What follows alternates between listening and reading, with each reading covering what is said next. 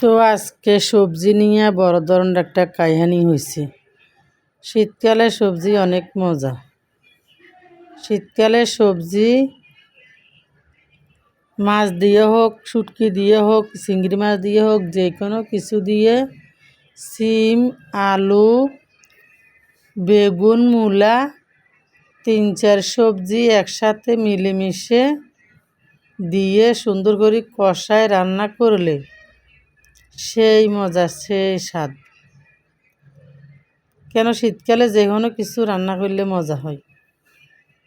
বাসি হইলে তো আর কোনো কথা নেই, বাসি হইলে আরও মজা। আমার বেশিরভাগ বাসি ভালো লাগে। শীতকালে মানুষ তরকারি গরম করে খায়, আমি তরকারি গরম করে খাই না। কেন তরকারি গরম করে খাইলে আমার ভালো লাগে না, ফাংসা ফাংসা লাগে। সেই জন্য আমি আমার বাসায় ঠান্ডা তরকারি আগে বাটিতে বেড়ে নিই, না হলে তরকারিগুলো আগে সরিয়ে রাখি তরকারিগুলো। আমার না কেননা গন্ধ লাগে শীতকালে তরকারি গরম করে খেতে। ওই গন্ধটা আমার সহ্য হয় না, অসহ্য লাগে। সেই জন্য আমি তরকারি গরম করি না, ঠান্ডা তরকারি খেয়ে নিই আমি। তো আমার মতো আপনারা কারা কারা ঠান্ডা তরকারি পছন্দ করেন, এই ভিডিও সুন্দর করে দেখবেন, দেখি একটা লাইক, একটা কমেন্ট করবেন, করে জানাবেন যে ঠান্ডা তরকারি আপনারা কারা কারা পছন্দ করেন আমার মতো। যেমন আমি ঠান্ডা তরকারি পছন্দ করি, গরম তরকারি পছন্দ করি না।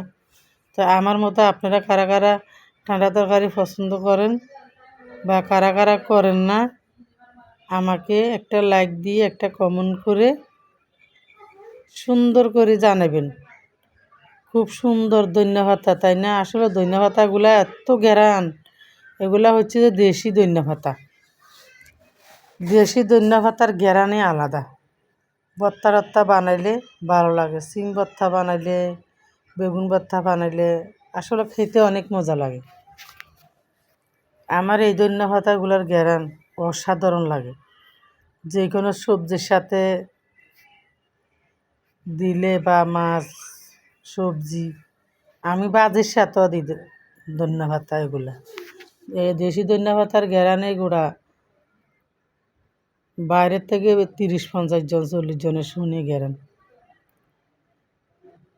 যে আপনারা আমার মতো শীতকালে সবজি কারা কারা পছন্দ করেন, কারা কারা সবজি পছন্দ না করেন জানাবেন। আল্লাহ হাফেজ।